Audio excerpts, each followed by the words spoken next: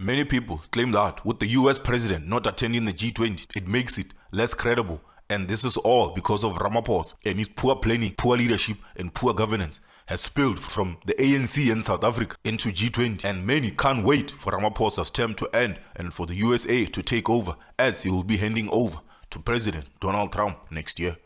After failing to manage South Africa properly for the past 30 years, ANC under Cyril Ramaphosa is now struggling even more since the announcement of a 30% tariff on certain countries by the United States President Donald Trump, with the United States having a trade deficit with South Africa, meaning that the United States imports more goods from South Africa than it exports to South Africa. It means that South Africa is the biggest beneficiary of the relationship between the United States and South Africa. Now, with that being said, it is in the interest of South Africa to sustain and maintain the relationship as it stands, as they also benefit from other things like the African Growth and Opportunity Act, AGOA, which allows South African products to be on US shelves without being subjected to tariffs and taxes that other goods from other countries would be subjected to, thus giving South African products a competitive advantage in terms of pricing in the United States. The African National Congress, as many would expect, while governing this country, instead of consolidating the relationship with the US and adding value as well as diversifying their trade partners by looking elsewhere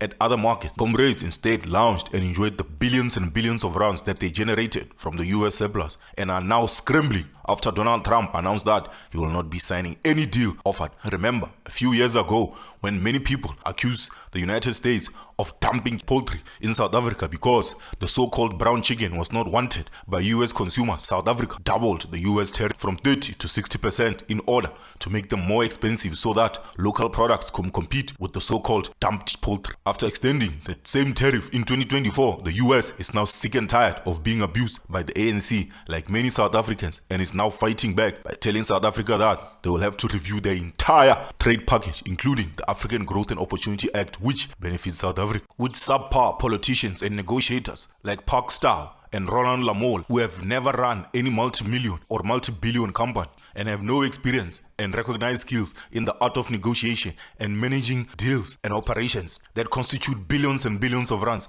are now embarrassing South Africa in meetings with the United States and are failing to cut any sort of deal, despite South Africa being one of the most diverse countries and having a lot to offer in terms of minerals, agriculture, services, and many others. It remains to be seen whether Donald Trump and the Republicans will give the ANC and its cronies the time of day, or they will continue to put pressure on them until they buckle and eventually go bankrupt and allow for South Africa to reset.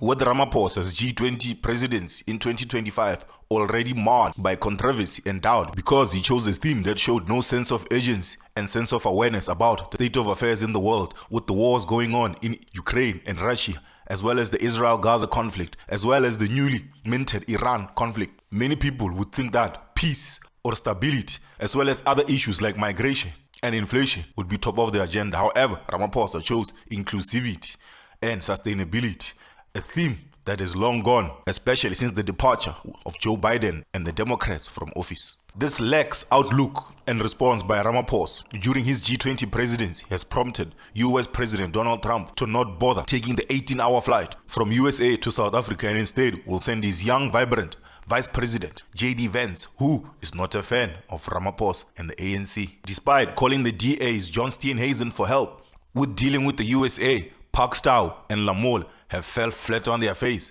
and have made no progress since they visited Donald Trump earlier this year.